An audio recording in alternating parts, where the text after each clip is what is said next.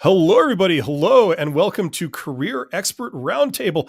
I am Bill, the company's expert, and with me, as always, is Abby from Life Work Balance. How you doing, Abby? I'm doing well. Nice to see you, Bill. Happy 2025. We've got a Yeah, Happy kind of New interesting Year. topic. Yeah, it's the new year. I can't believe it. And, I'm still writing in my dates like 2024. I'm like, oh gosh, I have to go Oh back. yeah, that's gonna happen for a while. And of Yeah, a course, couple months probably. here, But today we're talking about the different types of trends with interview formats. And there's some new trends, there's some old trends. We got a lot of different formats out there. I would say the most traditional that people probably experience are the one-on-one interviews where they're either doing like a phone interview with another person on the line, a video interview, or even an in-person interview, or panel interviews. So we'll touch on the panel interviews probably first, but then I thought it yeah, would be definitely, yeah. And then I thought it definitely. would be interesting to kind of talk about some of those other formats that people might experience, which would be like giving a presentation during an interview or an asynchronous video interview, which is basically like a pre-recorded video interview that then has like pre-selected interview questions that candidates then record their answers to, and it gets sent to the recruiter or hiring manager to watch.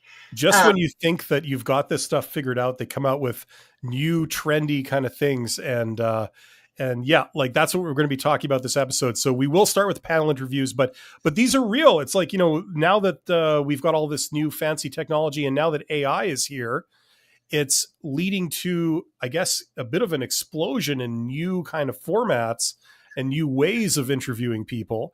And I think I get the impression that a lot of this is also on screening interviews. There's more new and exciting types of screening interviews that job seekers are being asked to do that you might be unfamiliar with, because this is a relatively new thing. So yeah, so that's probably a good place to start. Is probably panel interviews, like you said. For people who don't know, a panel interview is when you're sitting down in person with a recruiter, but there isn't just one person on the other side of the table. There's more than one. There could be a whole line of people yep, on it the could other be side of two the table. people, it could be nine people. Yeah, that makes it really interesting. Sitting Yep. across the table from nine people all staring you down is a great feeling. And I don't think I've had nine, but I've had about seven, Yep. not for a job interview, but for another type of thing. You show up and it feels like an ambush, because Yep. you got seven people all united, all looking you up and down on one side of the table, and you're alone on the other side of the table, just you. And even remembering their names is like a major challenge. Instead Yeah. of calling everyone "Hey you," you know, knowing what their names are. There's practical difficulties like that. Yeah. Did you want to lead us off here, Abby, on this one, or just Yeah. So sure? when it comes to panel interviews, you'll either have it in person or virtually. When you have a virtual panel interview, that actually can be easier when it comes to kind of what you're talking about with names, because hopefully everyone that you see on your screen, I like to call it the Brady Bunch on your screen, will have, their little name at the bottom corner of like at least their first name. Sometimes they'll go in and they'll update their name to say like their name and their role so that you have a little bit of context of who they are. I found that when scheduling for panel interviews, at least from a recruiter perspective, I like to give candidates a little bit of insight of to who's going to be there, how many people to expect, what their names are, what their roles are, so that the candidates can do some research ahead of time. So if I, have a panel of 3 people and it includes a director, a senior manager, and a line level employee, I would put their names and their positions. That gives the candidate time before the interview to do some Google research, Google magic, to figure out who these people are. Google Magic? Yes, figuring out why they might be in the interview, what types of questions they could potentially ask because of their position, all of those things. But sometimes that doesn't happen. And maybe more often than not, that doesn't happen. Candidates might just say, candidates might just receive an email that says, you're scheduled for a panel interview at this time. Please show up prepared, and no other information. And so if that is the case for a candidate, I think it's perfectly appropriate to send a follow-up email to whoever scheduled your panel interview and see if they'd be willing to share who's going to be there, how many people are going to be there, titles of their positions, things like that, so that you can do the Google magic ahead of time. If you don't get that response, then you're kind of going in blind, and you just got to kind of cross your fingers and hope everything goes well. And what's hard about panel interviews, regardless of if it's in person or virtual, is that most of these people on the panel will likely have the same information in front of them. And that means that their like affect and their ability to like emotionally interact with you is likely going to be reduced and maybe dampened a little bit. So if I'm sitting talking to a gang of robots, yeah, that's a yes. wonderful feeling. Yeah, that everybody loves. Yeah. Well, and in a virtual interview, when you've got the Brady Bunch and they're all like, Hmm. looking at you straight faced. Stone faced, yeah. Yep. Or like looking at a different screen or like doing something else, it is really hard to feel like they're engaged, which Oh can yeah, make it's it very unwelcoming to do that. Yeah. yes, Hmm. yes. So that can sometimes happen, especially if there's a lot of people in the room, whether it's virtual or in person. They've got their notebooks in front of them, they've got the questions that are going to be asked, they're ready to take their notes, but they're not really engaging with you as a candidate. And so it's up to the candidate to really bring the energy and not take it personal when there's not that engagement and active conversation. And that can be really tough. It's, like this mental challenge that you kind of have to get over during the interview. And I guess that could probably happen in a one-on-one interview as well. It's just a little less likely because when it's two people talking, it seems a little bit more conversational. There probably is a little bit more small talk and maybe, eye contact where you're kind of laughing about things that are not necessarily related to the actual interview. Yeah, it seems like you kind of have to talk about the two things separate. There's the virtual panel interview, and then there's the in-person panel interview. For the in-person panel interview, my recommendation, not everyone can, wants to do this, but for the people who can, spend the equivalent of like $20, get yourself a business card. Just, like your LinkedIn profile, you'll have your name, you'll have a tagline, and then you'll have a picture, and then you'll have your contact information, your email address, your, whatever. Just put that on a business card. And what you can do is when you are going to a panel interview in person, if you have like I have a chest pocket, but if you have like a pocket that, is on yourself where you can put your business cards, when you're introduced to several people at once, which I hate because the polite thing to do, the protocol is to remember everyone's name and you call them by their name. If you can do that, congratulations, you're awesome. I've always had a problem with doing that. Yeah. So the problem is they introduce like 5 people to you and you don't remember a single person's name after it. But what you could do is if you have a business card, you take out your business card and you start passing them around. Like here's my card. Here's my card. Now, in most situations, especially if this is like, working, this is you're on the employer's turf and these people are employees of the employer, they will have a business card for work. That'll be the cue for them to take out their business card and hand it to you. So if you are sitting across the table for them, what you can do is you can arrange these on the table so that if there's a line of 5 people, you could put 5 business cards in front of you, that correspond with the person. So if the person in the middle, you look down at the middle business card, it says John or whatever, then you can say, John, it's good to meet you, or thank you for the question, John, right? It's just a bit more personal. And then you know who you're dealing with. Because like Abby mentioned, if you're talking to the director of HR, the owner of the company, the recruiter, the person who's going to be training the new hire, and possibly some other manager type person who wants to contribute to the hiring decision-making process, it's good to know who you're talking to. If you're talking to an accountant or a recruiter or the boss, you would probably tailor your answer a little bit, right? So that's the advantage in knowing who everybody is. And just maybe I'm an old kind of fogey, but I fall back on the business card thing.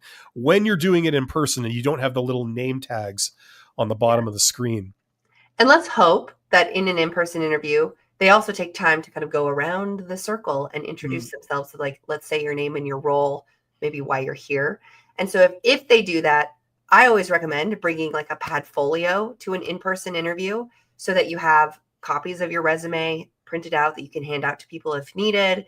You have copies of your business card if you've got business cards, and then you've got a little notebook. And what I like to do is I usually don't hand out my business cards, but I'll write down their names in the order that they're sitting on my notebook as they're introducing themselves. And, what's great about the business card is then you have like probably their email and a couple of other important contact things for them so that you can send a follow-up thank you and things like that. But definitely if it's an in-person interview and they go through introductions in some way, figure out how you can document their names in some format so that you don't blank or get an email from them afterwards and be like, no, how do I know this person again?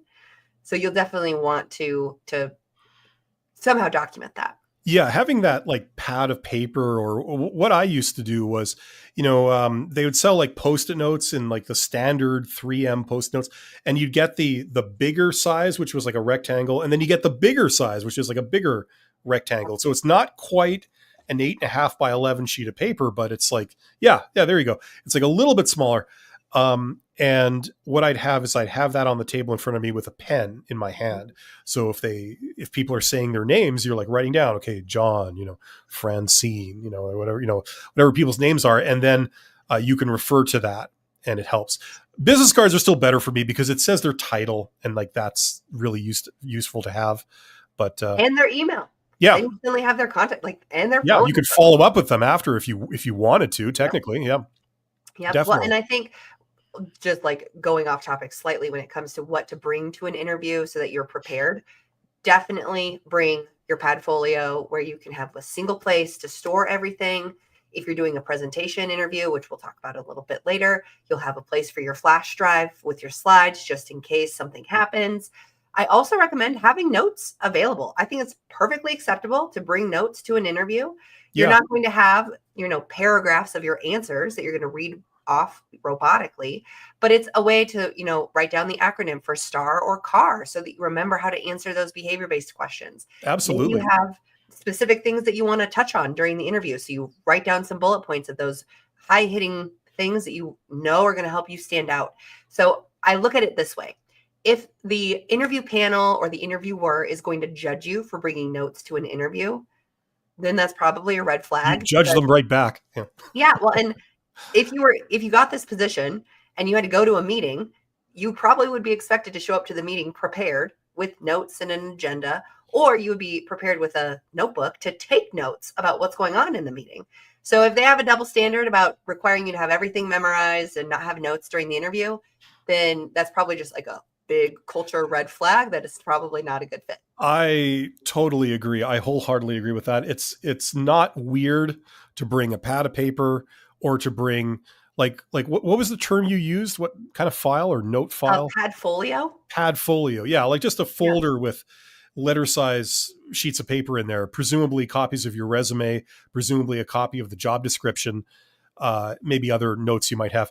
The one caveat is that you can have notes in front of you, but don't be like looking down, reading them, and not making eye contact with people. It should be something that you only glance at, right? Absolutely. So you can have stuff on, but you're talking and then you look at something and you come back. You're not like doing this, reading an answer verbatim off a page or something. That would be bad. That would be not something you want to do.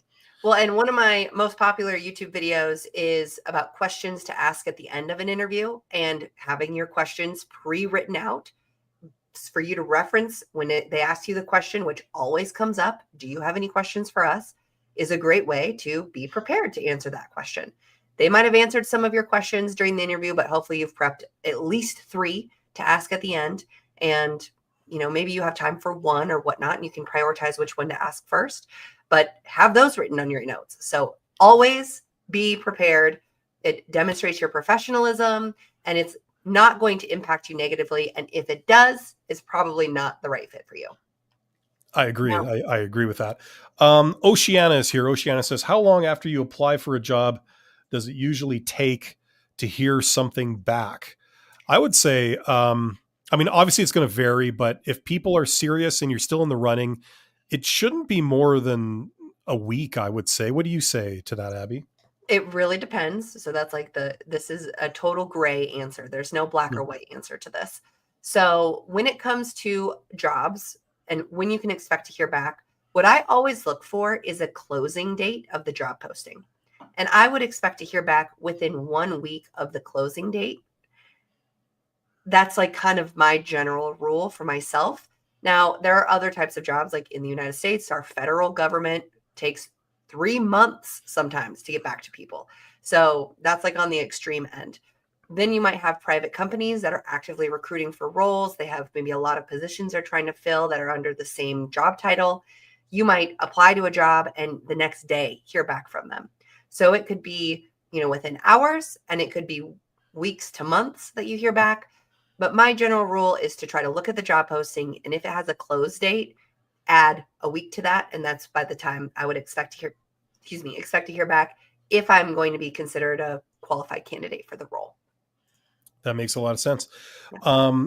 Okay, so we were talking about panel interviews. Is there any more to panel interviews specifically? I guess this is both the virtual panel interview and the physical panel interview. Yeah. Well, I think panel interviews are really popular because employers value collaboration in most cases. I'm going to say that as like a general stereotype of employers. It's probably in a lot of their, value statements and core values.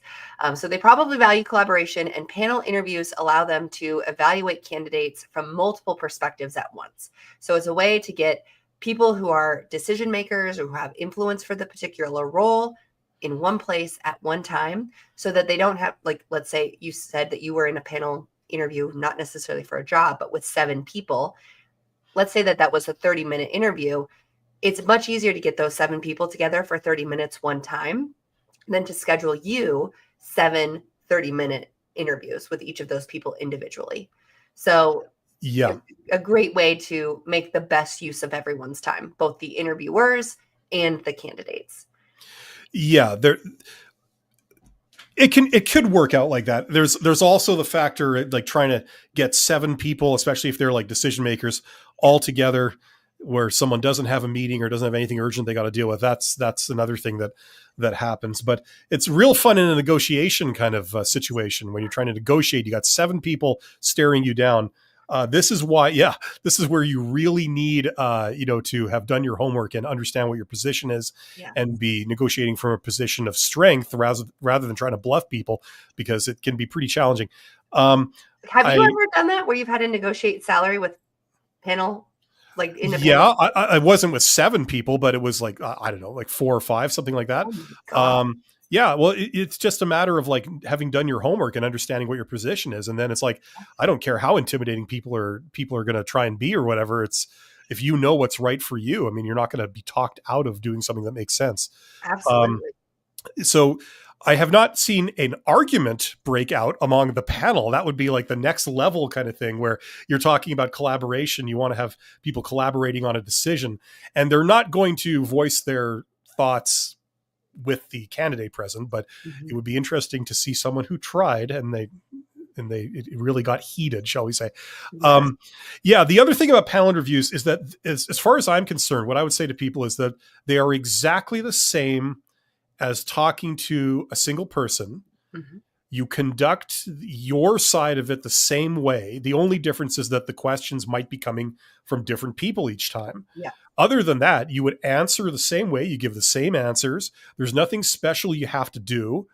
It's just that instead of talking to one person, you're talking to 2 or 3 or 4 or 5. It's nothing to be intimidated about. They will be asking you the same types of things that a single person would be asking you. So other than that, like it looks maybe a little bit more intimidating, but it really is the same thing, and it's nothing to worry about. That's what I would say about it. Yeah. And it feels more intimidating because you have more eyeballs staring at you. But really, if you, take that deep breath, and, one person asks you a question, you can, look them in the eye and answer the question that they asked you, while then taking a break and glancing at the other people that might be in the room or on the screen. But it really is basically the same thing as a one-on-one interview. Yeah. It's just superficial appearances. That's the only difference, Yes. We've got one thing that I really like about panel interviews, and then we'll come to this comment or this chat that came through, is it also is a good way to you as the candidate to observe how these people interact in their kind of work setting. So it's a good way to gauge if there's a sense of psychological safety, if people are talking openly, if there's just one person dominating the conversation. And there have been a couple of clients that I've worked with during their interview preparation who will report back after their panel interview, and they asked a question about the culture or what the biggest challenge for the position might be. And it was like radio silence where everyone was kind of like looking and like side-eyeing, like waiting for one person to say something. And that gives you a good indication on, do people feel comfortable in their job? Is there, the person who is like the boss of all the other people, are they doing all of the talking? And is everyone else kind of like in the background saying like, no, this is not how our office works? So it's a great opportunity for you as a candidate to watch the body language and the interaction of all of the different panel members to decide, does this seem like a place that I could fit in? Yeah, you get a taste of that. The most obvious thing is like how friendly people are, how personable they are. Sometimes, you go in and like, I don't want to say it's like walking into a bank, because bankers can be, especially if they're trying to sell you stuff, they can be quite personable. But you get a vibe of just how people are, and I mean, in my experience, I've been to places where people are like really friendly and they get along really well, and you could be on the panel. There could be the boss, and there could be an underling, and there could be like a entry level employee almost, like on the same panel. And if they're all like joking and like they're professional, but they're all kind of warm and personable, and that kind of tells you something. Conversely, if you go to a place and, like you just said, Abby, the boss does all the talking and everyone else is kind of like keeping their head down and they're keeping their mouth shut, and they're just sort of, it almost seems like they don't want to speak out of turn and they don't want to get in trouble for saying the wrong thing. You can pick up on some of the tension and the weirdness, that might exist in that workplace. So it gives you, I suppose, a little bit of insight into that too. Absolutely. Okay, we have this from Veronica Luna. It says, "Hi, I have an interview for an internal job posting on Wednesday. Your videos help me prepare." Okay, that's not really that much of a question. Well, best of luck to you, Veronica. Yes.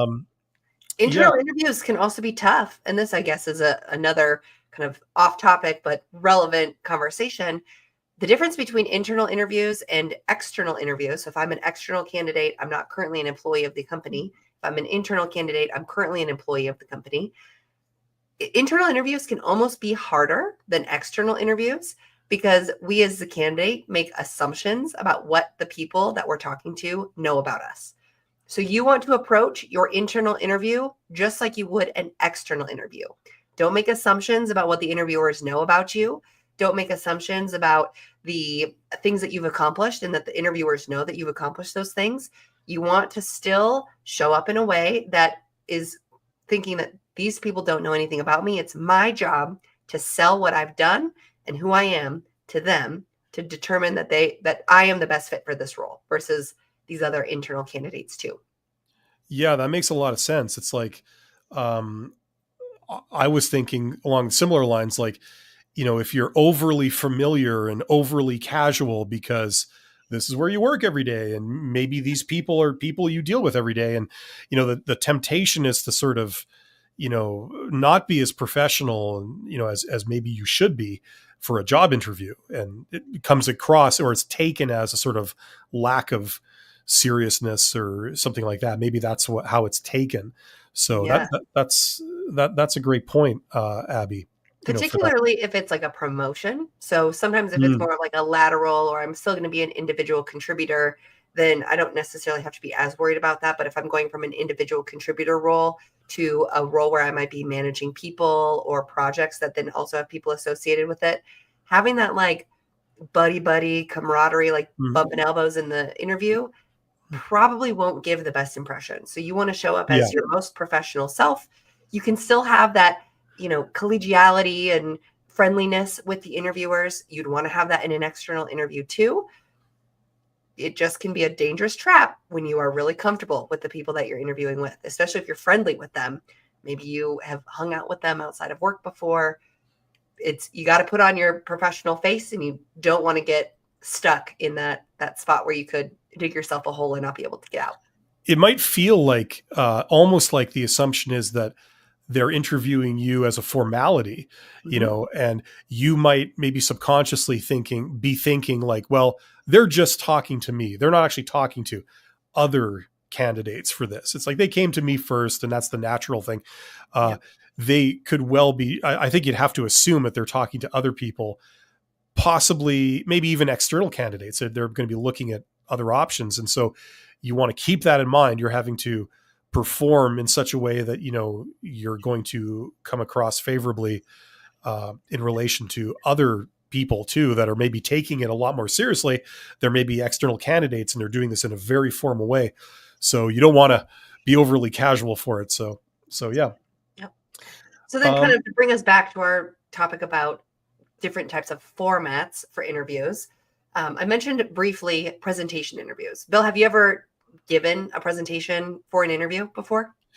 Yeah. I did it in the context of teaching, actually, where, you know, you go to an interview, and like, I was never a teacher. This is like the first teaching job I ever got in my life. And I'm not a teacher. I don't have any educational credentials or anything, but what they did was they give you a standard job interview. And, you know, I don't particularly think, at least the ones that they did with me, were particularly insightful, but then they said, okay, you know, teach like a 5-minute lesson, go.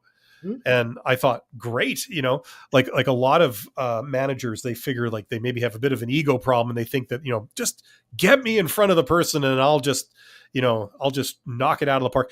But I taught a lesson. I remember I taught it on like the basics of marketing or something. And I love that. It was like, instead of talking about how you can do something, you just demonstrate it. And Yes. that's the best way to show your value to people. You know, Yes. there's a lot of people out there that have a lot of skills, but may not be very good at talking up their skills. When you can't demonstrate them, you have to sort of say how awesome you are. And that's a whole different thing. So, the one experience that I had doing it, I thought it was great. It was like, wow, I don't have to try and convince you that I could teach a class when I have no educational credentials and I've never worked in education.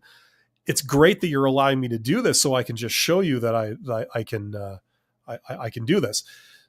So anyway, that was my experience. So I have a positive perception of it. I don't know if that would be universal, but yeah. there Well, you and go. usually when it comes to presentation-based interviews, candidates are asked to like create and deliver a presentation on like a specific topic, a project, or a strategy. It's like usually something that's relevant to the role that they're applying for. And it's commonly used in positions that are leadership positions, marketing, sales, like education and training. And so before I went more full-time with my business here with Life Work Balance, I was in a training and development role, and I had to do a presentation interview as well. You know, I signed up. I applied to be a trainer for an organization. And that was, I think, the third interview that I did was a presentation interview. Okay. Create a presentation on anything and train us on it. So it's really a great way for the employer to see you in action if it's something that you're likely going to be doing in the future. So they'll assess things like your communication skills, your ability to strategically think and synthesize information and present it in a way that is understandable to a variety of groups of people. It demonstrates how well you're able to organize your thoughts and convey ideas to groups. If you are asked to do a presentation for a role and you are terrified of public speaking, then that might be a sign that this position might not be for you.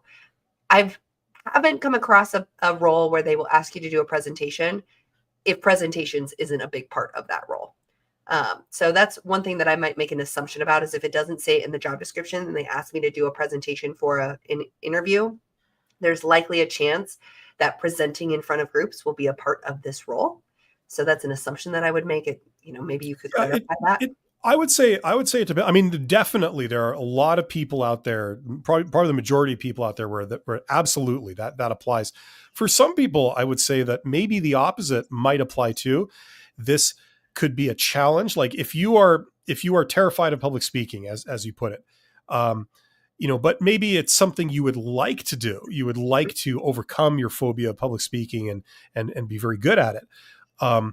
Maybe you could look at this as an opportunity, and rather than saying, oh, maybe I should just not bother with this job because it involves giving presentations and, you know, getting up in front of a group, and I'm no good at that. I've never done much of that, and I don't want to do, you know, or maybe if you do want to do it, you imagine yourself like, okay, in 20 years, I'm going to be this expert professional. I'm going to be the boss, and, you know, I'll be able to get up in front of a room and, you know, talk freely and be comfortable. Maybe if that's an aspiration you have, you could look at it as a bit of a challenge and say like, okay, I'm just gonna go for this. Chances are I'm not going to see these people ever again. But if I maybe push myself, you never know. Maybe something wonderful will happen, and I'll do good at this. I'll do well, and then they'll hire me for it, and then I will have a further chance to hone my skills there. So you could also maybe take that approach, I suppose, if you're that type of person and you feel that way about what you're being asked to do. Absolutely. Well, and I think there's also like thinking to yourself, okay, if I'm going to be in this role, I might not be giving formal presentations where I'm standing up and training people or educating them on a certain thing, but maybe I'll be asked to lead meetings with my small teams, and they just want to see how I'm set up an agenda and organize my thoughts to, share data that we got from this specific project. So it's likely presenting in some capacity, whether it's small format with your small team in meetings or larger format with groups of 50 plus people. It likely will be a part of your job. And so you'll want to use that as your opportunity to really demonstrate these more interpersonal skills that you have that are going to be relevant to your success in the role. Yeah, that makes a lot of sense.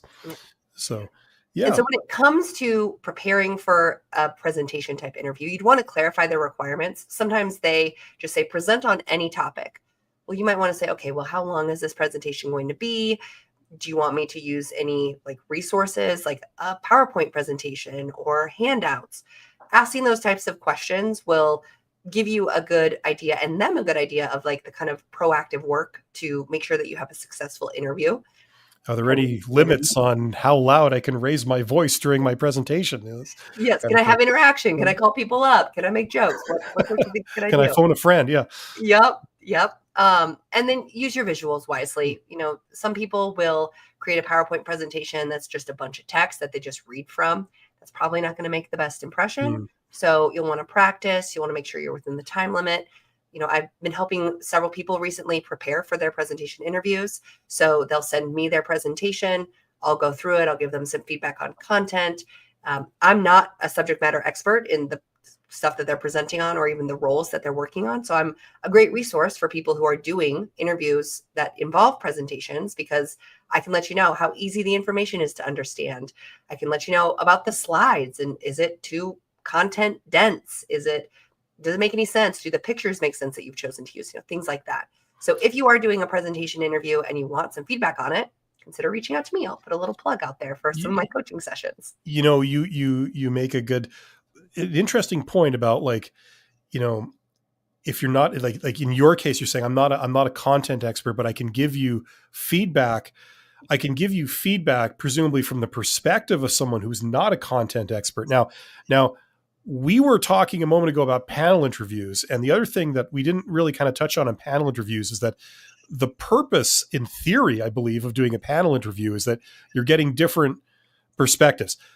Obviously, in the real world, it works out that, people don't trust other people and they want to be in the room to see what a candidate is like so they can give their 2 cents, right? But in theory, it should work like, okay, if we got the accountant in there and we got the person this person is going to be reporting to, and we've got the big boss here, they're going to be giving different perspectives. And the big boss might say, look, I'm not a content expert. They're hiring you to be a technician. I'm not a technician. I run the company.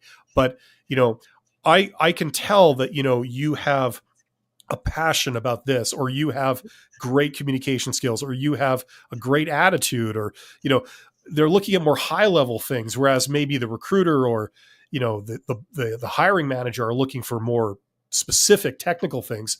They're looking for different things. We didn't really touch on that. That's another reason why it's important to know who you're talking to in a panel interview. So just what you said there, Abby, just jogged my mind about the panel interview. Yes, well, all of this is probably interrelated in a variety of ways. Yeah, exactly. Now, before we continue, I just want to do a couple of these things here. Okay, so here's a question from Wolvo Carlo. If you're offered the choice between live or in person, what should you consider? What would you say to that, Abby? That is a great question. And I think it really depends. If it is a fully remote position or a hybrid position where you're going to be working more remote, I would say live, like video. That's kind of what I'm taking this as, either online or in person. Then I think online is acceptable. If it's an option or an opportunity to meet the team, meet people that you'll be working with in person. Maybe I would take advantage of an in-person interview. So it really depends. And you'll probably get a vibe, so to speak, from the people that you are working with to schedule these interviews. I would say if this is a hybrid position or an in-person position, going to an in-person interview will likely make more of a positive impression than doing an online interview. If it is a fully Yes. remote interview, or excuse me, a fully remote position, and they offer you an in-person option for interviewing, that seems a little odd if it's like a fully remote position. You can take advantage of it if you'd like, but you probably won't be judged if you decide to do virtual. What do you think, Bill? I'm tempted to say in person, like just hands down. Like I understand maybe the temptation to want to do a remote interview if they give you the option, because let's face it, it's much more convenient, it's quicker, it's easier.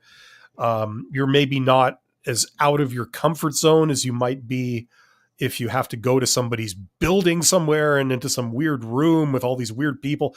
Like, you'd feel more comfortable at home, in your space doing it.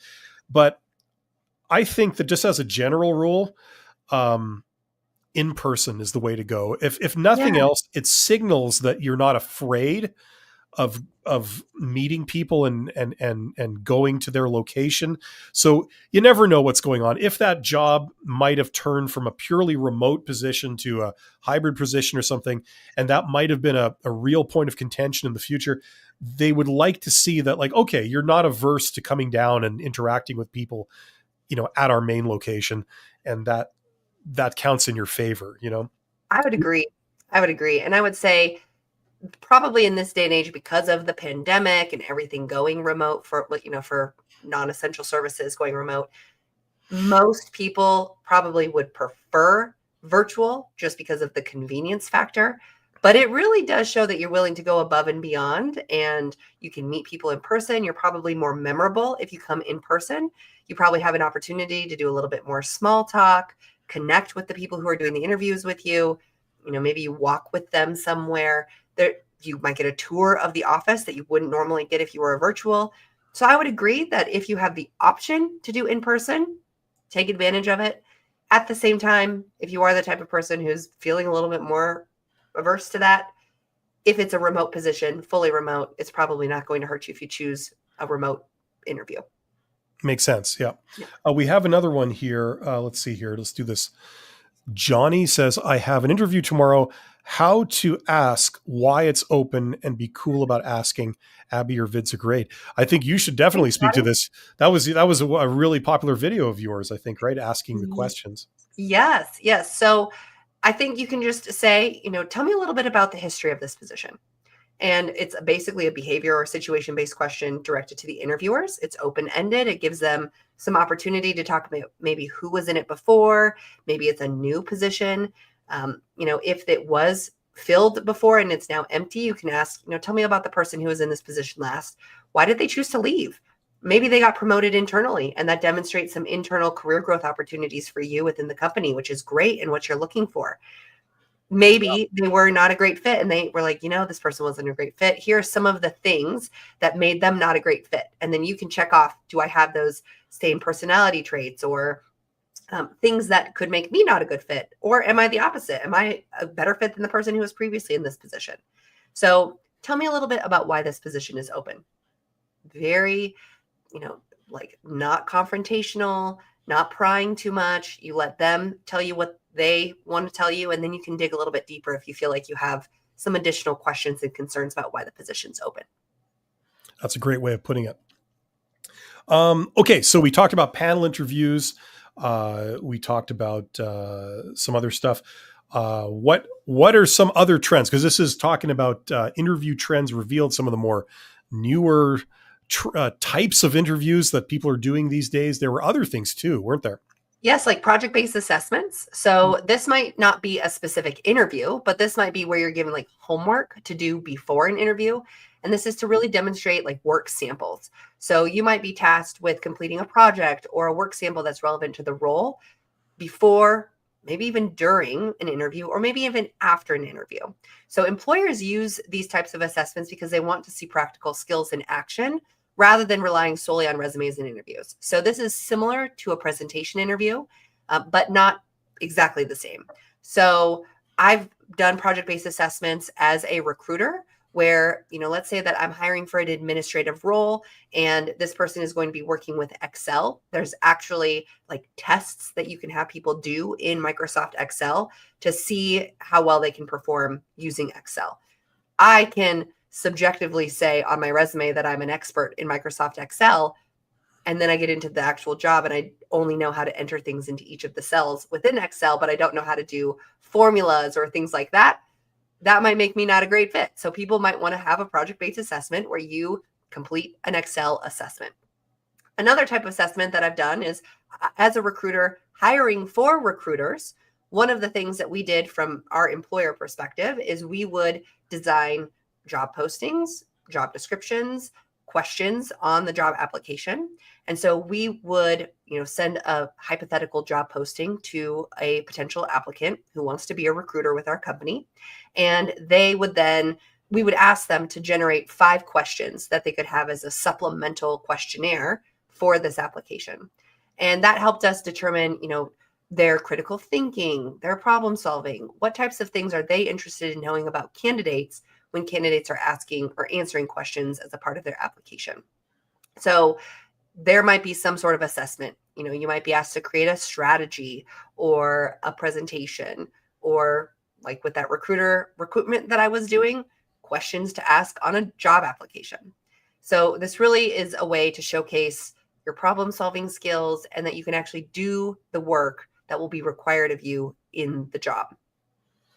There's another aspect to this too that I've come across, which is that like there are some employers that I believe abuse this kind of thing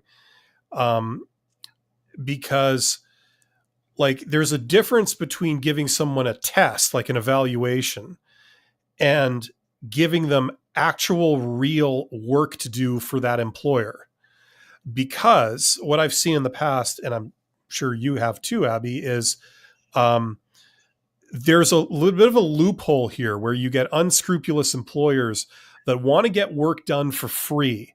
And so rather than contract a consultant or something to go and just outsource that project or that work, instead they'll post a job saying we're looking for someone who has skills in consulting that can do this, have people show up, do interviews, and then say, okay, I'm going to give you this assessment and we're going to give you this work to do. And then we want you to return it when it's done. And then we'll evaluate what you've done and then contact you further.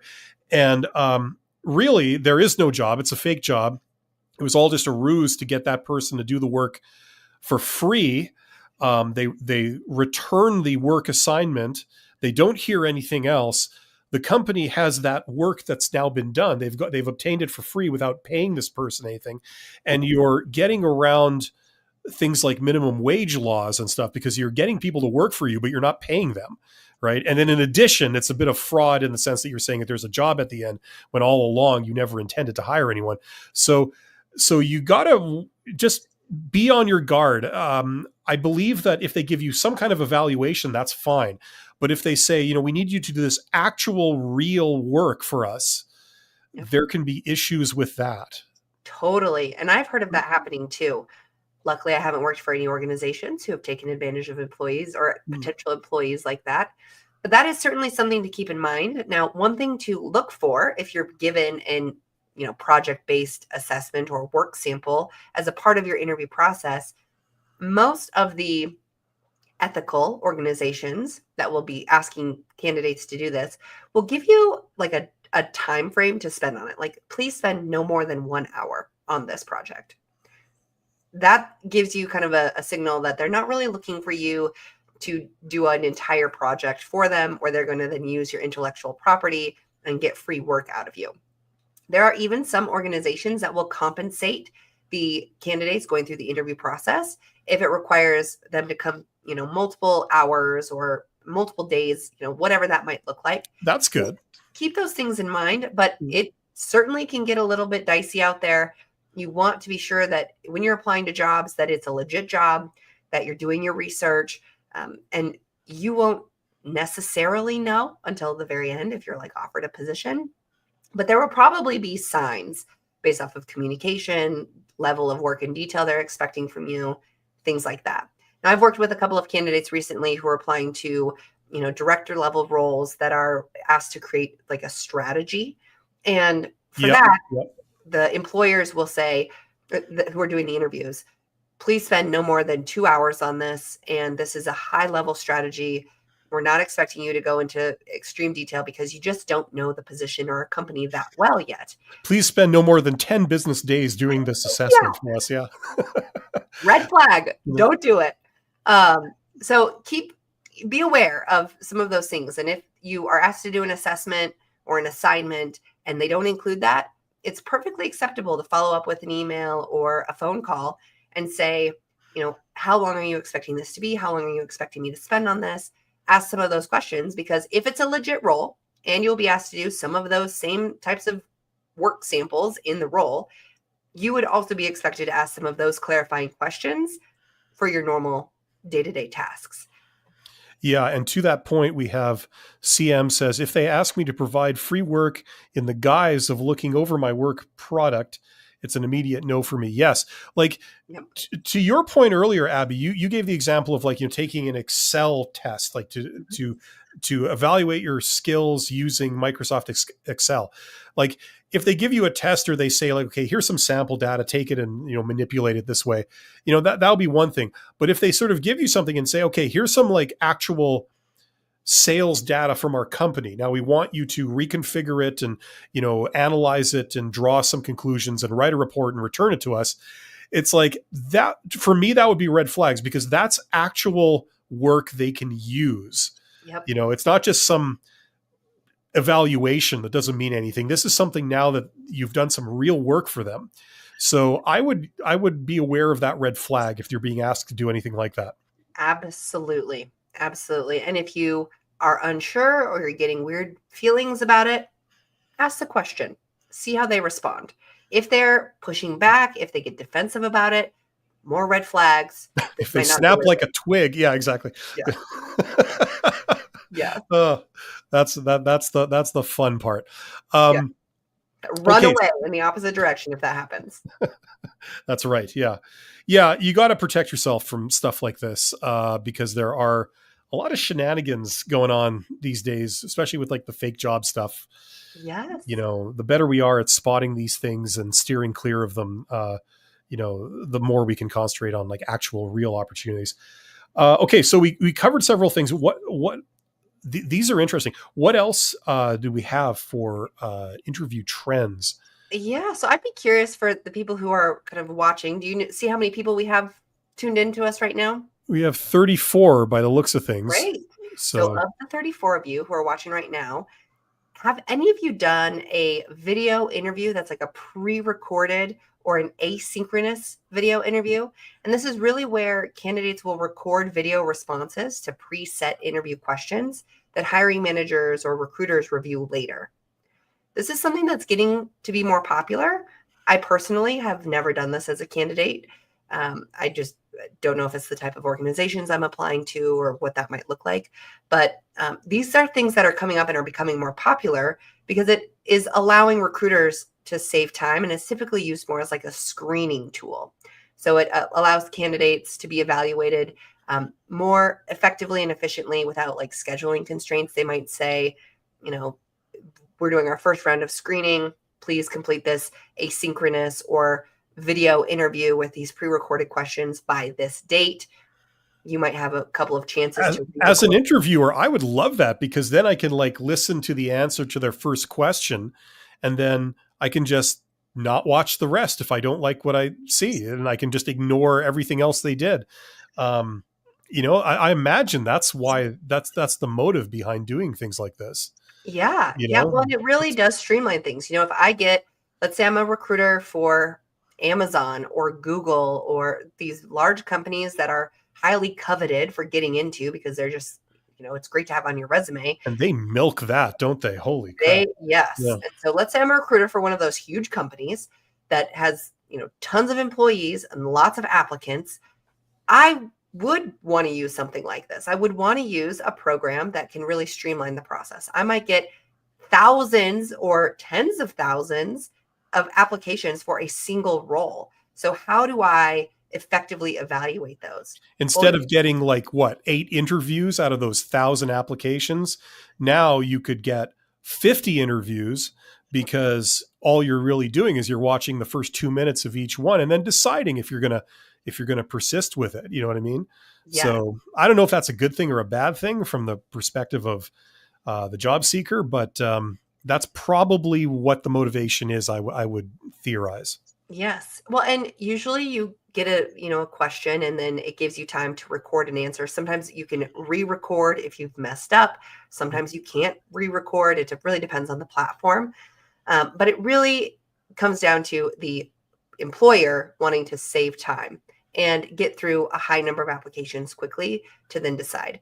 Now, there might also be some uses from the employer perspective with AI, where AI could, generate or transcribe responses, and then you can like search through for keywords and terms, things like that. So that's like a whole other conversation with how the employers might be using AI. Yeah, they could just get AI to like, do the entire selection process while they're at it. Yeah, That's might where it's as well. going, Yeah, well, it's stupid. It's like, I don't know. I mean, like, look, this is, I mean, okay, it's easy to evaluate everything in terms of efficiency, to say like, look, this way we save time. Yep. And then we can have further efficiency gains by not even having the recruiter watch the videos submitted. We could have AI watch them and then look for, do they use this kind of language, or do they have this kind of demeanor, or, what would be most efficient? We could just let AI just select a candidate. I mean, Yeah. that would be the biggest efficiency gain right there. But well, and actually, that might make candidates feel better about the interview process, because when it comes to our human judgment, there's a lot of biases that are in play that we're not even aware of. And if we are hiring people purely based off qualifications, AI can certainly make that judgment for us. Yeah, and then that way we can remove any trace of, human element or individuality from this entire thing. And usually the way these things go is that, yeah, you get efficient, and then ultimately it becomes completely self-defeating, because, you're not handpicking the people that you want that fit in with what your credo is of how business should operate and what skills and what traits are required. You know what I mean? Yes. Well, and that's why interviewing is so hard. And I feel like we've talked about this on a past stream with like why job interviews are never going to be purely about qualifications, because I might have 100 people who are equally qualified. Well, how do I then narrow that down to who's truly the best fit for the role? And a computer likely can't make those choices for us. And so that's what I don't really like about these asynchronous video interviews, because it's really weeding out some potentially great people who just might not be doing the video interview, the pre-recording well. Well, that's the thing. I mean, look, I'm not going to do this, but I'm going to say it's tempting to get into a conversation about how every type of efficiency gain in this process is ultimately self-defeating, partly for the reasons you just mentioned. It's like, you've got to program it and say, this is what we're looking for, and we're looking for these skills and that, and the problem is, in reality, it's just not that simple. Mm-hmm. And even if it were, you've initiated a sort of cat and mouse type game where you're saying, okay, this is what we want, everything else don't bother applying. So you get everyone showing up with that, and then you have to determine if it's legitimate or not. It's the eternal cat and mouse kind of thing. And humans will always have an edge, at least with the current technology, they'll always have an edge on spotting this kind of stuff than AI will. So, I mean, you can get into all that stuff, but well, and if I can just say the right thing that will convince the computer that I'm the best fit, there you go.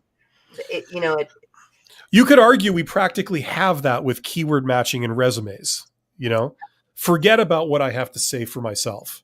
They're looking for this. That's what I say. I get the interview. So like that's a whole thing.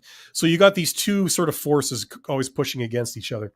Yes. Well, and companies love to hear efficiency. It's going to save us money. It's going to save us time. So that's why they start to buy into these types of processes.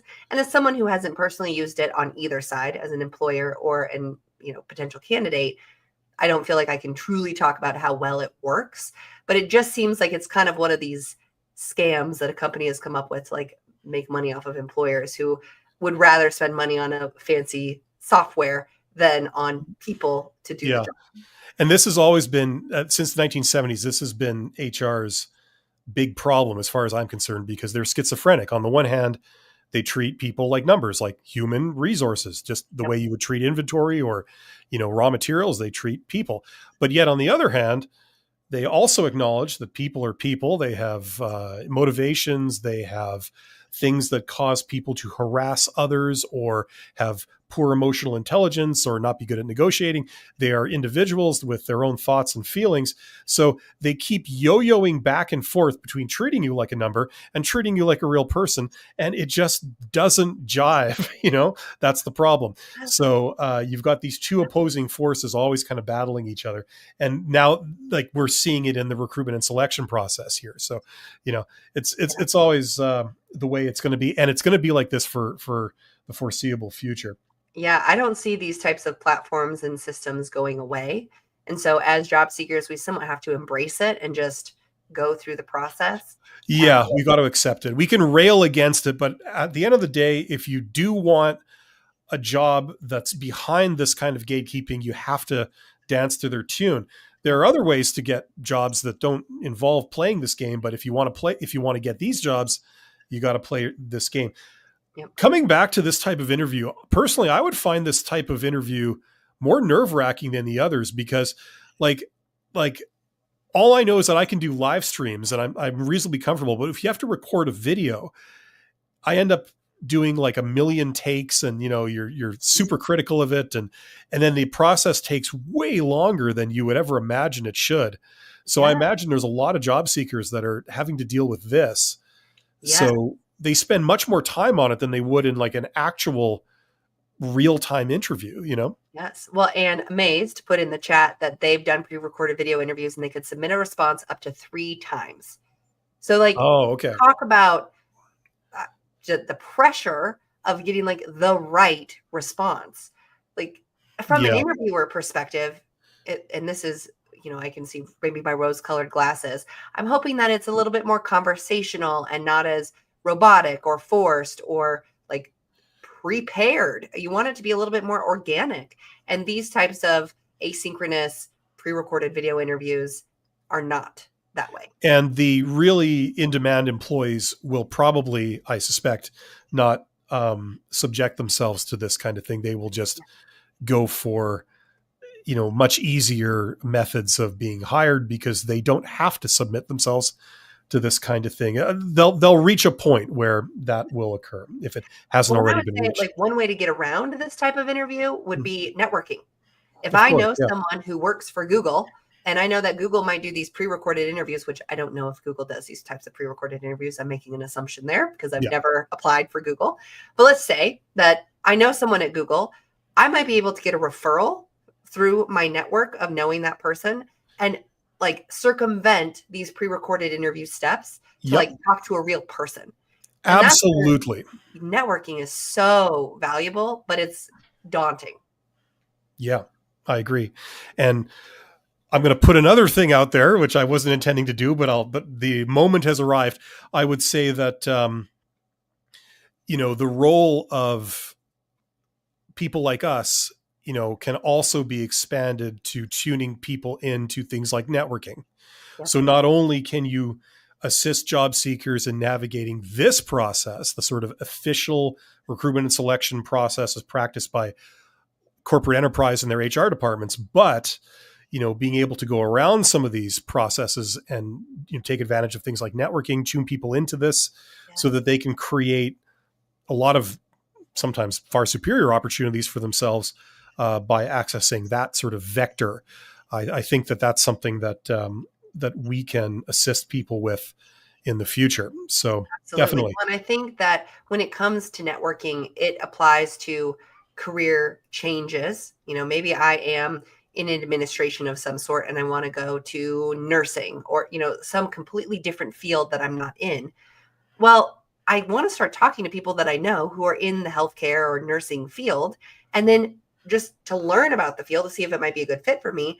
And that then might eventually build my relationships with those people to where they can then refer me or put me directly in contact with a hiring manager once I go through the process of, getting my certifications and education for that if I decide to go to that field. If So you're talking networking to is the right valuable. people, sorry to interrupt, but if you're talking to the right people, they'll probably a lot of times be one and the same. The person you're Yep. talking to, if you're doing an informational interview or something with them, will also be someone in a position where they can hire someone like you. So, just the fact that you showed up and did this, that Mhm. elevates you above the crowd of all the other candidates that have not done this. And if that person ever does need to add someone to their team or whatever, I mean, who would they hire? Would they hire a stranger who they never met, like you just sent in an application, or would they hire the person that they've already met? They've already got a sample of how professional they are, how dedicated they are, how easy they are to converse with. Who is asking very intelligent questions that clearly signal that they understand the field and they understand, the things that matter. Who would you go to first? You'd probably go to that person you've already met. Um, so just the act of doing it is opening doors for you. So anyway, Yep. Yep. but yeah. Absolutely. Anyway, we talked about several types of things. Was this it? Because this was like the one that, I mean, I've never done this type of interview before. This is like really new. I know we've had the capability of doing this for like 20 years or something. You could submit little videos and things of yourself, but for some reason that never really took off. At Yeah. least, yeah, have you seen much of that? Like say 10 years ago? It's only really right now that people are kind of getting more into it. Yeah, I would say probably a couple of years before the pandemic was when it Hmm. started to get pretty popular. And I think that there's probably a certain type of organization that really values it, and then a certain type of organization that just isn't taking advantage of it or interested in using it. And so I think we're probably going to be that way. I don't see this type of interview being like the first step in every single job application moving forward Yeah. anytime soon, if ever. So it's something that you might encounter depending on the type of organization you apply to or the types of role that you're trying to apply to, but it's also something that you might never encounter. Yeah, I would suspect that the companies that are probably taking advantage of this would be ones that have a lot of entry level type jobs, Mhm. and you have a lot of positions that are the same. Like you have a great number of like one type of position. You have Yep. a quantity because you're not going to employ this probably for like a one-off type position where it's customized. You would, I imagine they're combining AI with this as the big real thing that's boosting this now. And then you program the AI with exactly what they're looking for. And if you have to hire like 200 of those people like all at once in a batch, then this is probably where they're employing this kind of technique, I'd imagine. I would agree. I would agree. And I would say, like, when it comes to AI, like during live interviews and even these maybe pre recorded interviews, it's probably doing like facial expression recognition, sentiment analysis, things Yeah. like that. And I would say that if a company were to rely on AI to decide who to hire, there's probably going to be some problems. Yeah. Not For probably, anything right? above that level, yeah, like above entry level or certainly above worker level, you run into all kinds of problems. Yeah. Yeah. And so I think there's like a couple of other types of interviews that could be encountered. One is like a behavioral assessment or simulation. And I think you have brought this up a couple of times where, like, let's say hypothetically you're in an interview and then like one of the interviewers gets a little belligerent. Like, how do you handle that? Yep. A bit I would aggressive. say, Yep. yeah, aggressive. Maybe they like raise their voice or they're like really contradicting, or maybe they're saying something that is like meant to be like demoralizing or demeaning. And they're just trying to see how you might respond. So I wouldn't say that that's something that would happen in a lot of interviews in an unexpected ways. I would say that if you are going to be doing a behavioral assessment or a simulation, they're going to warn you up front and let you know that this is a simulated workplace scenario where we want to see how you would handle a specific situation, like conflict resolution, leading a meeting.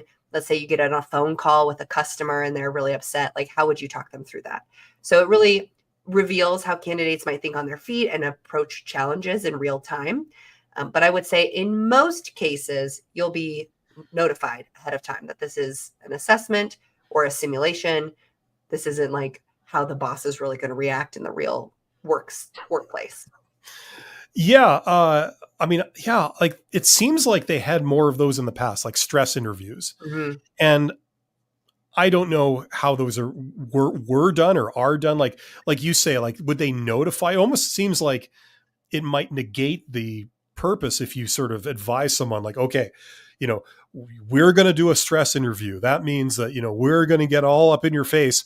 And, just so you know, we don't mean it, like, you know what I mean? Like, would that really assess anything accurately? Probably not, I don't know. I'm just, but like, and where I've what's seen it, it's for me is like, let's say that I'm going to be working for a call center. They might have a recording. You know how when you could call helpline and they say this might be recorded for training purposes. Well, they might have a recording from a real customer who was irate that they play you a little snippet of during the interview. And they say, how would you respond? That might be an example. Just all bleeped. Yeah. Yeah. Just the whole time. They might ask you, how would you respond? Or like, what would be your typical like strategy for handling a customer like this? Yeah. That's what I would expect when it comes to these types of behavioral assessments or simulations. I wouldn't expect it to be like, the interviewer is going to yell at you. How are you going to respond? Those types of stress interviews, I don't think are as popular or happen very often these days. Yeah. Like when I've only seen that like a couple of times, and the times when I've seen it, it's been much more organic, and it's not like people get up in your face and they insult you or something. It's like where you're asked a question by, an interviewer. Usually it's not a recruiter. At least in my experience, I haven't seen a recruiter do this. It's almost like they would train you not to do this kind of thing, right? But they should. yeah. Like say it's like a hiring manager, and they would say like, tell me how would you respond to this situation or something, and then the job candidate gives an answer, and then it comes back to the hiring manager where they say something to the effect of like, no, that's not good enough. I'm asking you, this, or try again, or like something of that nature, where they're really putting the screws to you. It's not necessarily that they're insulting you or they're like getting all up in your face. They're turning red and they're apoplectic and, they want to see how you respond. It's that they're not taking your answers at face value, or they're indicating that they're insufficient in some way, and or they're challenging you on something you say about yourself. So you say like, what did you say a moment ago? You said like, oh, I'm an Excel expert, but then when they give you a test, like, let's find out for real. So maybe in the course of your interview, you tell the hiring manager, I'm an Excel expert. And then maybe the hiring manager says like, okay, well, in that case, how would you manipulate Excel to do this or something? Do you do this method or that method? And then how you would create a pivot table. Yeah, or something like that. And then you say something and they say, well, no, that doesn't work like that. You can't do that. We all know you can't do that. So how would you do, it maybe puts the candidate in an uncomfortable position that, I'm being challenged on something I wasn't expecting to be challenged about. And I don't know how to respond. Do I tell the person they're wrong? I mean, I'm trying to make a good impression here.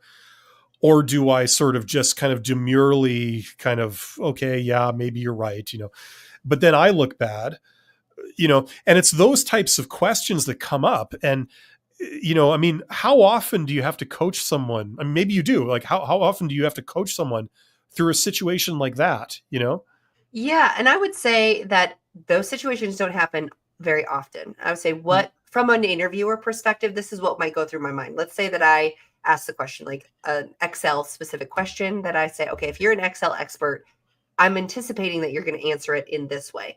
And if they're completely off the mark, I might just go, interesting, and like note that and move on and say, this person is not being honest about their experience or their expertise.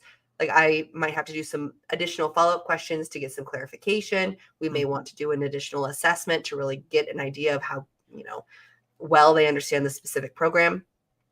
So, and maybe that's like the anti-conflict person in me specifically, but I would imagine that most interviewers would probably just like note that and be a little bit more hesitant and suspicious moving forward, but not necessarily actively challenge it during the interview. Yeah, like I've like going for executive jobs, I've had a lot of people challenge me, Mhm. and one I think it's an effect of if you're jumping industries. People over here do it a certain way, but people over there do it a certain other way. And like, for example, I remember going to, it was like in Alberta or something. They flew me out for an interview in Alberta, and I was doing a panel interview with several people, and one of them was an accountant. And I've got a thing about accountants because I mean, You've had lots of great experiences with yeah. And but like salespeople have one perspective, accountants have another, finance people have another, operations people have another, and between all of them, you kind of get a sort of view of what the reality is. But everybody's got their sort of skewed perspective. And I remember they asked me a question, something to do with like budgeting, like, what's your approach to making a budget for your operation or whatever? And I was saying, well, I learned from my mentor, who was this person who founded the company, and they really didn't do formal budgets. They kind of kept it loose, and they were able to take advantage of opportunities when they could, and any kind of opportunity they would discuss it, and we would decide. And I obviously struck a nerve with this accountant because they vehemently challenged me on that and said like, absolutely not, you can't operate that way, or whatever. So it's like, it put me in that situation. It's like, do I say, sure, you're absolutely right, or do I challenge them and say, well, I'm very sorry to contradict you, but we did do it that way, we were very successful. I've had a chief operating officer challenge me over some technical points and saying, you can't do this, and I said, well, sorry, I do. This is how I do it, and it does work if you try it this way. But like, what do you do in that situation? It seems like whatever you do, you're rocking a hard place, Yeah. very challenging positions. And the only real thing that I could ever think of to mitigate that kind of situation is to say to people, like, you respond, it's very hard to do. I can't do this, but I know some people who can, where you respond with a smile and you say, absolutely, you're absolutely right. I understand precisely how you could think that, because it is kind of, so you start by agreeing with them, even though like it feels like a little piece of you is dying inside. Absolutely, it's ridiculous that some people can operate this way, but then you gradually sort of make a kind of subtle case for but it can work in certain situations here that maybe you guys don't normally see. In other industries, we have to deal with this thing, and so it can work sometimes. Yeah. But you're absolutely right. That's usually an exception to the rule, or something. Now if you can do that successfully, I'd give you a medal, because I can't. I'm not very good at like hiding my emotions as well as I should. But I know some people that are brilliant at that, absolutely brilliant. They have such like emotional intelligence and things that they can do this. And it's like, wow, that's how I learned this. I saw some people show this off, and it's just incredible. Well, and I think that's like perfect advice, right? If you're in a situation where suddenly you're getting challenged, you don't want to fight fire with fire. You want to try to de-escalate the situation. And usually you do that through like acknowledging the other person's experience, agreeing with them, in some way, shape, or form. If it's wrong, you don't necessarily want to agree with them, but you can say like, oh, I totally see how, it might be that way with this organization, and I was just using my past experience with this organization that's different. And, that tells me that I'll need to maybe learn this organization's way of doing things, take it on a case by case basis, things like that. Yeah. It's like, you say yes, I say no. Now they can't both be right. Somebody's wrong. Now, if I maintain that you're wrong, I lose the interview. If I acknowledge that I'm wrong, then I also lose the interview because I don't know what I'm talking about.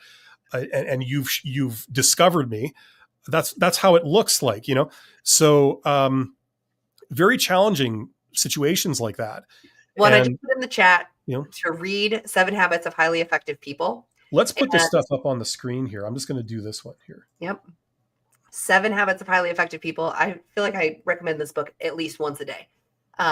There is one of the habits is thinking win-win, which is getting into this mindset that it doesn't need to be win-lose. Like, Yep. yes, no, I'm right, you're wrong. And so when you're thinking win-win, you're kind of saying like, yes, and. So it doesn't have to just be your way. It doesn't just have to be my way, but there's probably a middle ground that meets both of our needs and is more effective than something else. It's a complete mindset shift. It only takes one person, you, to think win-win. And in an interview, it's a great way to kind of demonstrate that type of thinking. Absolutely. Yep. There was some other stuff that I should have been more attentive. I just got a little bit too wrapped up in the moment there. Recently, we got stuff from Way saying, let's see, there's several posts from Way here. Yeah. What about this one here? I think make the interviews happy and be the same frequency. Okay, yeah, just general good vibes. That is a good thing. You want to try and you know, encourage people to not be so formal. There's several things you can do there. It starts by having like a smile on your face, not like, kind of doing that. And yeah, the game face kind of, kind of very stern and commanding, just more warm and welcoming and try and get people to loosen up a little bit. I think everyone appreciates that. Well, and I think there's a psychological trick that, it maybe isn't so much of a trick, but when someone does more talking, they usually feel better about themselves, which is why it's so vitally important to ask questions at the end of the interview to get the interviewer talking. It's likely during this interview that you, as the interviewee, have been doing a lot of talking, answering these questions. So if you can get the interviewer talking and have them feel like they've contributed to the conversation, you're interested in them, they've been able to share a little piece of their experience and their story, they'll likely walk away from the interview feeling better about it than if they don't get questions asked to them. Yeah, I agree. And here's one from George. So sometimes it comes down to, do I want to work with it? Absolutely. Yeah. But I would just be personally, my reaction to that is I'd just be wary about being a bit too arrogant, because if you come down to a job interview, unless you are an idiot and don't know what you're doing, by definition, you are interested in the job that they're offering. Right. So if you go down and make a big show of like, I'm clearly not interested in this, it just, not only do you walk away with nothing, but you just annoy everybody and waste everyone's time. And, It's like, you want to try and avoid that. So you have to acknowledge that I risk this particular transaction, at all times. Yeah. And it kind of, it's like that delicate balance. You're like on that wire balancing on one side versus the other. You don't want to suddenly turn into a people pleaser where you're just agreeing to everything and you're letting all of your values and morals go to the wayside to just like show up as the ideal candidate, even though that's not who you are. And at the same time, if you aren't enthusiastic and eager and excited about the position, the interviewers will be able to recognize that. And it also goes both ways. If you're in an interview and the interviewers are like, next question, and they're like not interested in the conversation at all. That's never happened before. Like, then you're probably thinking like, this might not be the best fit for me. If they're not excited about me and they don't want me, then I might not want them either. Yes, I agree. I think we have our quote of the day. In Rome, we should be as the Romes. That's our quote of the day. Thank you.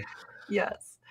Now, really, I think the last type of interview that kind of I prepared for our live stream today was group interviews. Have you ever been a part of a group interview? No, I haven't. I know that they do that at the entry level for different things. Mm-hmm. Being evaluated as a group. Sorry, I have been a part of that, if that's part of it. Like when I was like, I don't know, under 25 years old or whatever. But I know that there's more sophisticated type of groups interview where you do group activities as part of the interview. You're actually interacting with each other, with the other candidates, and you're being assessed together, presumably. And I've only done one group interview before, and it was actually for my master's program. And it was very strange because there was a limited number of spots for the program and more applications than spots. And so really it's where like multiple candidates are interviewed at the same time.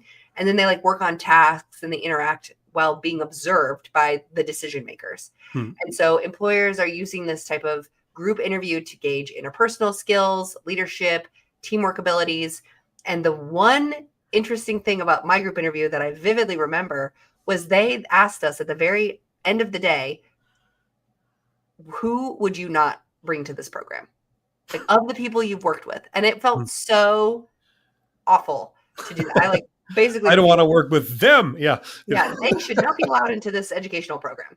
We got to thank HR for bringing us these wonderful feelings of, yeah, it's just silly. That's just creating a ton of awkwardness. It's like, why? What's the point of that? Yeah, and like divisiveness from the beginning. We want to create an environment where we can work together and be collaborative and really support each other. And if I start my very first interaction or one of my first interactions with this company fighting for my spot and trying to demoralize and put other people down, then maybe that's what they're looking for. Yeah, maybe that gives you an insight into what you're in for. I mean, question, are they evaluating you as a group and then they're going to hire the group, or are they using the group interaction to assess you as an individual and then they'll handpick the individuals? Do you know which of those two it was? Well, so it was for a graduate level program. So it was to not for hiring. So it was to say who is going to be accepted into our school, basically. Okay. Well, do they accept the group or do they accept the individuals? It would be the individuals from the group. And so there were some people who were not accepted into the program after the group interview. Oh, okay. Okay. That makes sense. Yeah, that's strange. I mean, I guess that's education. So they have their particular quirks on how they do things. But yeah, that's strange. That doesn't feel very welcoming. That feels pretty icky, to be honest, for most people. Yeah. And I almost wonder if it was like a trick. Maybe they're looking for the people who are like cutthroat and saying this person should not be brought into the program. They're a psychopath. Yeah. Ding, we have to have a little light. Yeah. The reverse psychology. Like, if we're going to have this person who's throwing people under the bus and wants them to like not be. Congratulations, you have passed with flying colors and therefore have failed the test. Yeah. The door is over there. Yeah. That's interesting. Yeah. It's hard to know how to handle these things. Like, as if there aren't enough unknowns as it is, being thrown into that type of situation. I imagine that's just an extra stressor for a lot of people. Like, you don't know what they're looking for. And even if, I think some people will probably act more naturally, whereas other people will get it into their heads. Okay, they're probably looking for this, so they're going to artificially behave like that. Yeah. And then that skews all of the results that you would get, right? Yes. Yep. So again, pros and cons. People, it might be really great to show how people collaborate with others and how people maybe don't collaborate with others, who might be a natural leader, who might be too overbearing and controlling. So it's interesting. And I think that it's possible that you could experience any of these different types of formats of interviews, and you can't really prepare enough for these. So that's the one thing that I want to remind people is, if you are preparing for interviews, you want to use all of your resources available to you. Look at the website of the organization that you're applying to. Read their About Us page. Look at their social media pages to see what they're interested in currently, what they're working on. Yeah, and look them up also, not necessarily from their source, but from what other people are saying about them. Because there's always going to be a certain amount of noise. There's going to be people saying stuff about people. But if there's like a real trend where everybody's pointing out red flags about a certain organization, or they're all saying the same thing about a certain organization, then, maybe there's something to it, right? So also look into that. Yeah. We got a couple of these things here. If you're aware of the interviewer, unsatisfied with our answers, we should use backup small talks, communication skill. And sometimes you can't win. Like, sometimes you're up against people that they've got this false thing in their head. They're convinced of it. They're applying it to you. There's, like, I'm sure everybody can tell horror stories about that. You're talking to someone who does not believe that educational credentials have any value. Yep. There's entire industries where people have that belief. There's other industries, they believe the opposite. They believe like educational credentials are the absolute be all end all. And if you have don't have a bachelor's degree, we will not consider you. Yeah. Or they think that if you have attained, like, you've got a master's degree or whatever, that means you are hands down better at any job they could ever throw your way than anyone else who doesn't have a master's degree. And it's like, and if you just don't happen to believe what they believe, it's just, you're really at an impasse. And I think in that situation, if you still want the job, you kind of have to go along with their side of things if you want them to look favorably upon you. It's just that simple. It's Yep. sad but true. And that's probably how it is with a lot of things, right? If you're meeting someone new and you want to get on, their good side and you don't want to make a bad impression, you're probably going to be a little bit more unauthentic initially than, once you get to know them and you can reveal some more vulnerabilities and your deeper, darker secrets. Yeah, I don't know. I understand it, but in another sense, it's like, wow, people are going to really great lengths not to work with people. Yeah. We don't want to get to know people. So we're going to devise all these kinds of things where we can convince ourselves that we know them and we know what they're really like, when in reality, they're probably really not very accurate. Right. Mary says, I've been a part of a group interview where we took turns answering questions. It was a new experience and I enjoyed it. Okay. So you got to hear presumably the answers that everybody was giving. Would that influence your answers? I imagine it would, to a degree, right? Yeah, it could. And it might also be a great opportunity to have like those more challenging conversations. Like, hey, you make a great point. And what about this? Or maybe I don't completely agree with what you said. I can appreciate it. And how might we see it in a different way? Yeah. Yeah. Yeah. This is the thing. At the end of the day, people believe what they believe. We don't all agree on everything, and that's okay. Yeah. We don't have to. And it can be a real challenge if you're being interviewed by an individual or an organization that has certain beliefs about people or about skills or about, qualifications or about career paths or whatever it is. And, chances are if this was like some magical world where you could get all those laid out, like on the table on day one, you would probably not agree with most of them or a lot of them anyway. And so how we handle that, is going to be a big part of it. Yeah. And that's, again, looping back to the conversation we've had countless times, why job searching is so hard. Yep. And why the interview process is flawed. There's never going to be the perfect interview process where the right person will always be hired. We've got qualifications as one thing. We've got fit and your interpersonal skills and all these like things that are much harder to quantify and measure that are at play. And yeah.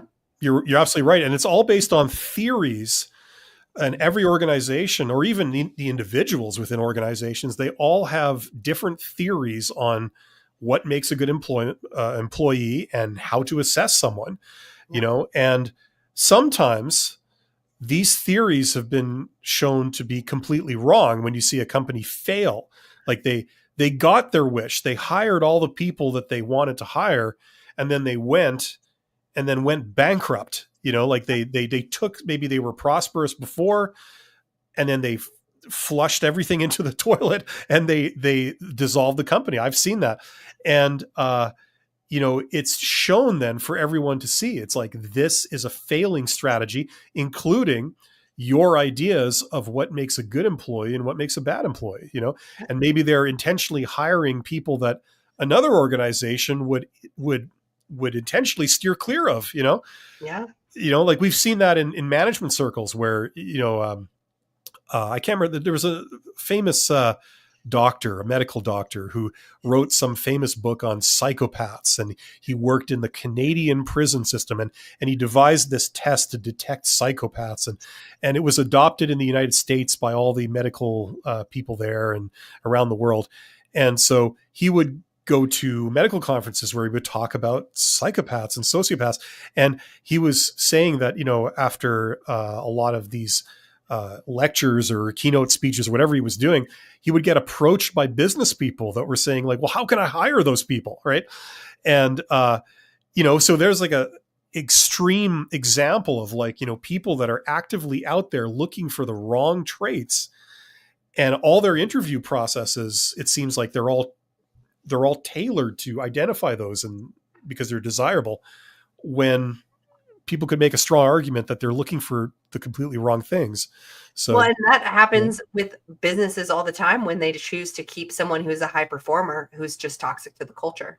yeah. And it happens time and time again. It's happened in every organization I've worked in. Yep. Probably every organization every person has worked in. It's hard for the business to justify getting rid of someone who's efficient, effective, driving the numbers, able to do the work really well, even though they are toxic to the culture and the environment that is the workplace. Yeah. And in that case, you've got a situation where you're evaluating data that you have, like a high performer. Presumably you can quantify that in terms of, sales volume or money they've saved or made, or, some kind of quantification of that, versus toxic environment, which is, there's probably not a lot of data driving that. It's more of like just a vibe or a principle, right? Less quantifiable. So, yeah. So you've got, okay, on the one hand, we've got quantifiable data. On the other hand, we've got a general vibe or principle or belief. It's going to be very hard for the belief to win out under those circumstances.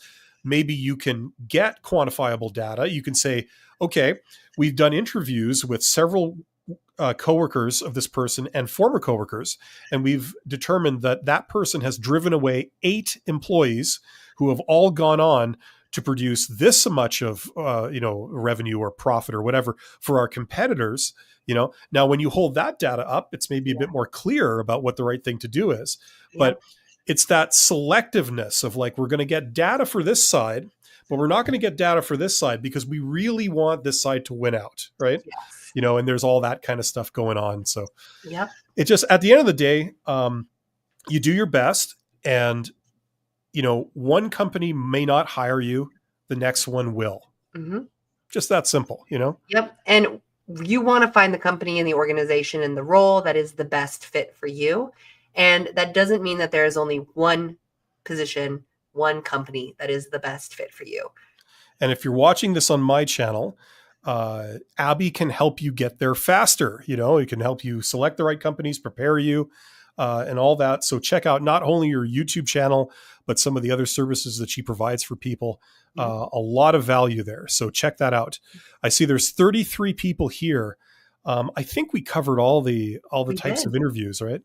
Yeah. Okay. And there might be some more out there that we didn't touch on, but I think these are the ones that are a little bit more common that you might encounter. There's, I think gamification is probably going to become more of a thing, but I don't even know what that might look like.